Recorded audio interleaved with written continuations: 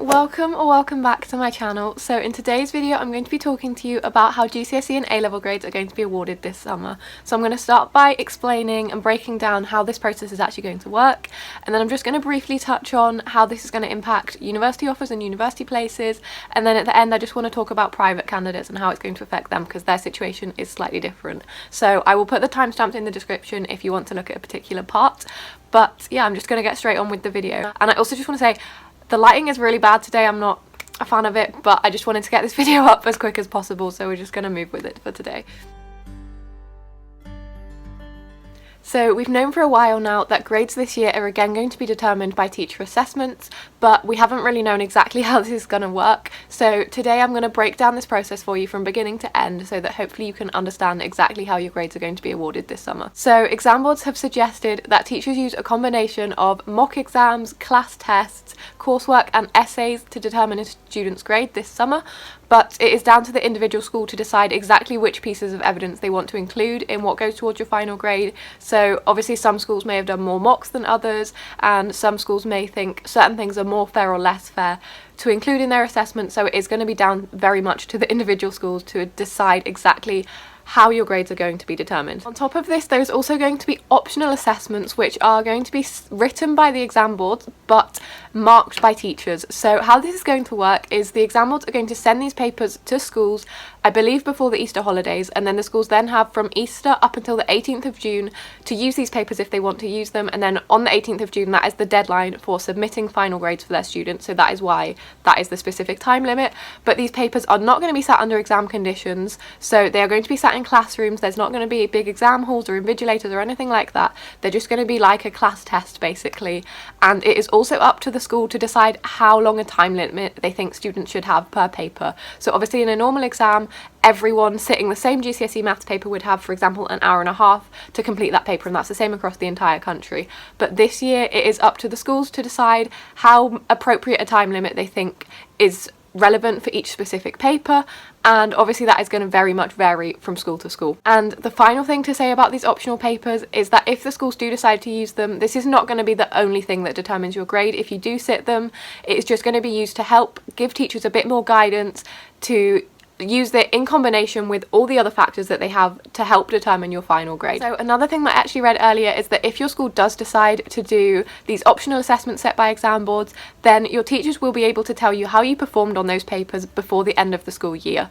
Now this means they can't tell you your final grade, they absolutely cannot tell you that, but they will be able to tell you how you performed on those optional assessments, as I said, and hopefully this might be able to give you a bit of an indication of what kind of grade you might receive in the summer. So you should hear some kind of results before you hear your final grade, and this might help to put people's minds at rest a little bit. And also the final thing I just want to say before I move on is, if you do still feel like you want to sit exams and you feel like that is the only way that this is fair and that you feel like you can only get proper grades through sitting exams, there is going to be an option for you to sit exams in the autumn. Okay, so the next thing that I want to touch on is results day and when you're going to find out your actual grades. So as I mentioned before, teachers have the deadline of the 18th of June by which they have to submit your final grades. And beyond that point it is then going to be pretty much a 2-month wait up until the 10th of August for A-Levels. That's going to be A-Level results day, and the 12th of August, 2 days later, will be GCSE results day. So that is actually significantly earlier for GCSEs this year, and they have done this because it now means there's going to be a 2-week gap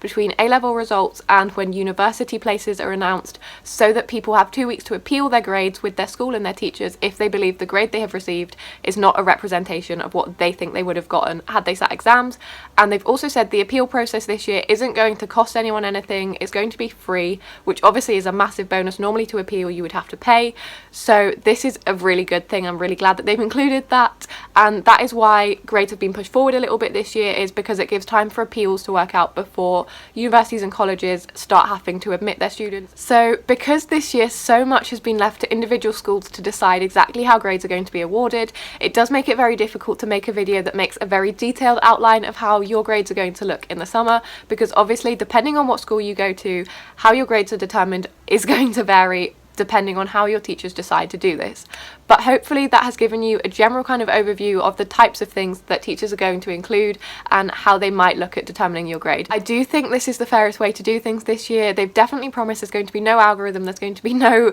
kind of mess like they had last year, and hopefully that will be the case. And I definitely think teachers are the best placed to give a very truthful overview of how they think you would perform had you sat the exams. They have taught you for years, they see you most days, and I think definitely they are in the best possible position to make a professional judgment. However, it does create a lot more work for them when they're already under a lot of stress, so do be sympathetic with your teachers because this is really difficult and it is a lot to decide. Okay, so the final thing that I just want to touch on about these exams, or not exams, and this kind of leads me on to my next section about university, is that because there are going to be no algorithms and it's going to be completely left to teachers to decide, this means there's going to be no sort of standardization process to cap grades at a certain level. So obviously in a normal year, even when you sit exams, there can only be a certain amount of students that are allowed to be awarded A stars or 9s, for example, like the top grades, and any kind of grade really. There's always going to be grade boundaries. This year, this is not going to be the case. It is just going to be up to individual schools. So if they really wanted to,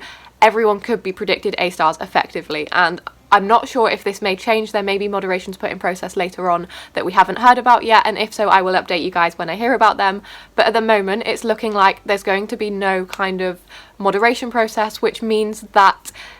grades are going to be massively inflated this year, and this is going to be creating a massive problem for university offers, and I'm now going to explain why that is. I just wanted to quickly interrupt this video here while I'm editing it just to say that although there's going to be no national standardisation process this year, teachers are being given guidance on how best to award grades that are fair and consistent with other year groups, and there are also going to be random spot checks done by the exam board to ensure that teachers are keeping in line with the policies and not just awarding everyone the top grades, because obviously that would put us in a very difficult situation. So there are processes in place to try and stop grade inflation, but I still think it is quite likely with the situation we find ourselves in this year. So high grade inflation basically means grades increasing beyond what you'd expect to see in a year-on-year increase. So it means that the increase in grades this year is unrealistic in comparison to what you'd expect to see this year following the normal year-on-year trend. So this now creates a massive problem for universities, because obviously universities have a certain amount of places that they can award to students, and normally they know what kind of offer quota they are able to give out to ensure that by the time they get to September they're going to have roughly the amount of students that they have places for, because obviously people will be filtered out by insurance choices, by not making their grades, by going through adjustment, changing their minds, things like that. They know what kind of offer numbers eventually lead them to the right amount of place numbers. However, this year, because grades are most likely going to be massively inflated, it means that people applying with their predicted grades are now most likely, a lot of them are going to get them as their real grades, and for very competitive unis and competitive courses, this is going to make it all the more difficult to distinguish between applicants, and it also means that they're probably very likely to make a lot less offers. So, for example, this year I have applied to LSE, and I'm actually on a gap year. I've already got my grades from last year, but I'm now competing for places against people that are predicted 4 or 5 A stars in some cases, and these are most likely now going to be their final grades, and there is no way of distinguishing what people would have achieved had they sat exams compared to what they're actually being predicted.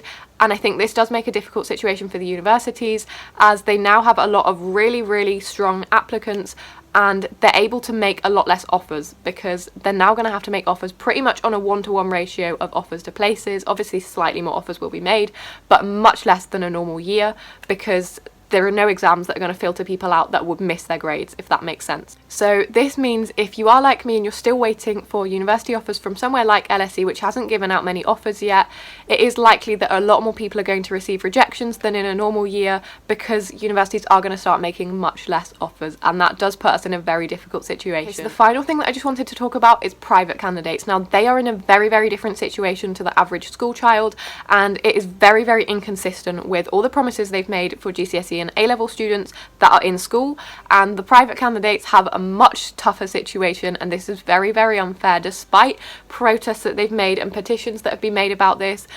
the government have still decided to go along with a process that very much disadvantages these private candidates and makes it a lot more stressful for them. So I just wanted to touch on this quickly. I don't know masses about it, and I know there are people out there that have made really good YouTube videos in detail about these topics. So for example, I watched one this morning by Leah Rebecca, and I'm going to leave her link in the description so that you can go and check out her video, because she did explain this really well as a private candidate herself. And basically what is going to happen with private candidates is that because obviously they don't have teachers that they can predict their grades for them, they are going to have to go to exam centres in cities and go and sit in an exam hall and sit these optional papers, which for them are now going to be compulsory, and they're going to have to sit those papers with invigilators in the room, and they will then be marked by someone at those exam centres. They will have a conversation with someone at the exam centre to ask them what kind of grade they expect to get, what they want to achieve, what university they want to get into, or sixth form or whatever, so that that person marking their test has a kind of flavour of what the student is aiming for, and then they will mark those papers and come back to them with a final grade, which again they will receive on the 10th or 12th of August in line with the normal results days.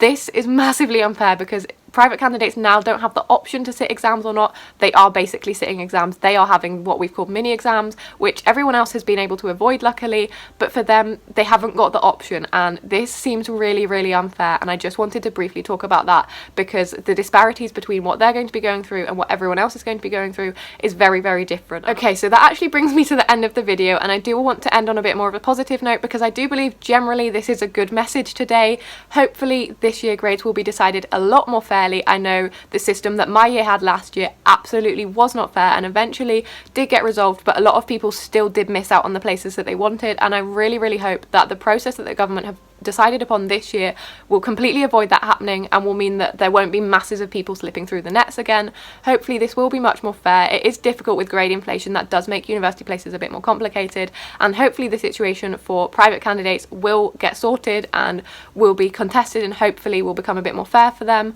But other than that, I do think that this is a fair process, and I think hopefully leaving it down to the teachers will make it the best possible judgment of the grades that people would have received this year. So now that you know what's going on, I hope that you are feeling a lot more relieved, and just knowing exactly how your grades are going to work this year hopefully will help you to relax a little bit. I know it's still a very stressful time, but it does help knowing exactly how this is going to work. I think that does help to alleviate a little bit of the stress. Okay, so you know the drill by now. If you have enjoyed this video, don't forget to give me a massive thumbs up, and please let me know in the comments what your thoughts are about this whole situation, because I think obviously everyone is going to react in completely different ways, and I'm really interested to hear what the general consensus of people in this situation is this year. And finally, if you want to see more content like this, talking about sixth form, uni admissions, that kind of thing, also I'm going to be making a series of videos on how you can achieve top grades in your subjects over the next few weeks and months. And although there aren't going to be exams this year, obviously there are still going to be mocks and coursework and things like that, as I mentioned, and I do still believe that these videos will be helpful for people.